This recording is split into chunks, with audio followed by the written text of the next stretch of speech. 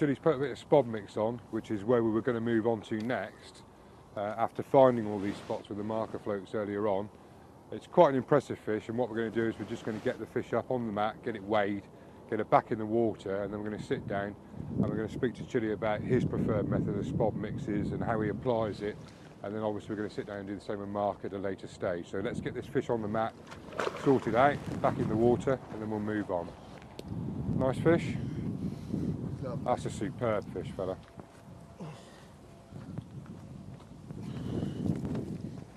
Okay, once again, we can't emphasise this enough, you know, we appreciate the DVD and the filming is all about marker floats and spods, but at the end of the day, the target is carp, and we have to look after these fish. You know, as I said earlier, like a big padded unhooking mat, the sling's at the ready, Ian's dealing with the fish now, the scales are here, everything is ready to hand. Like, you know, you need to cut the time span down to a minimum with these creatures. You know, care for them, look after them, get them back in the water very quickly, and make somebody else's day basically. So nice good hook hold again. Very good. Yeah. Obviously been down that feed, very confident feeders. Look at that, beautiful carp, look. Lovely, lovely creature. Absolutely stunning. Right, okay. Right, notice the way that Chili deals with the carp. Everything's low again, like the cradle's there, look, with the sling all ready for the carp to go into. No fear of this carp jumping off the mat. Full control all the time. And it really, really is important. Tell me the weight before you weigh it. £21. £21, okay. I'll go for 22.14. I like your style, sir. Oh. 21.6. £21 6 ounces. This man knows his carp. Right. We're going to grab a quick couple of shots of this because it is a superb fish. And at the end of the day, like, you know, you've had your days fishing and you've done all your hard work, but it's nice to sit there in a few weeks' time and just take a look at that snap and appreciate these glorious creatures. Okay. Yeah. Now behave yourself. Okay.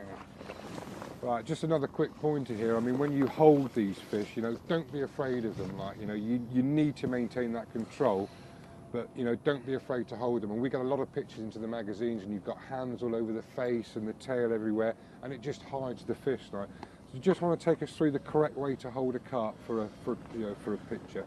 All right, the first thing to do is get rid of the wasp that's trying to sting me.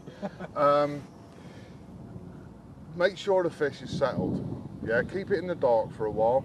You know, not for long, for, you know, just a minute or so, just so it settles down. And then show it the light very, very slowly, so it's not, you know, it's not being alarmed in any way. And as Martin said, you've got to take control of the fish. You've got to be firm, but you've got to be gentle, obviously. So I'm just exposing the fish's eyes. I'm not going too mad at the moment, although they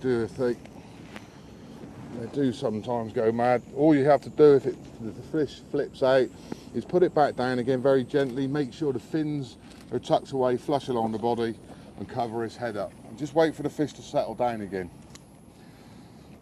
You need to get a move on, but don't rush things, otherwise you can make a mistake and drop it. So, head, your left hand under the head there, and the right hand just cupping the anal fin.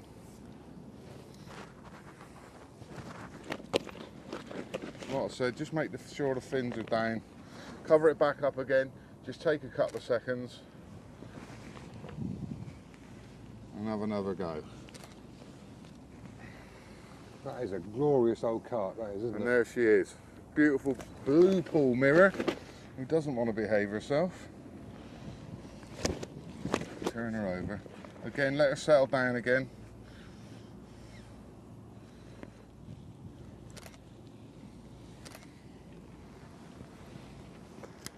There she is, in all her glory. Now there's one important aspect, and you've just done it, you've smiled. Superb carp. At the end of the day, we do this because we enjoy it. What a fantastic carp. She's very well behaved.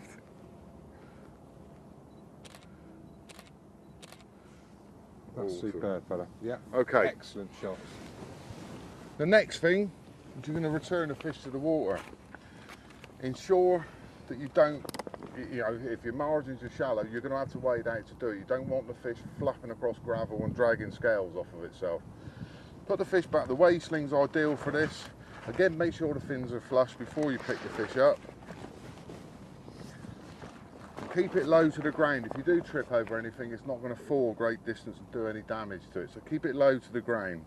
I'm just going to go around there and release the fish back into the water. Lovely.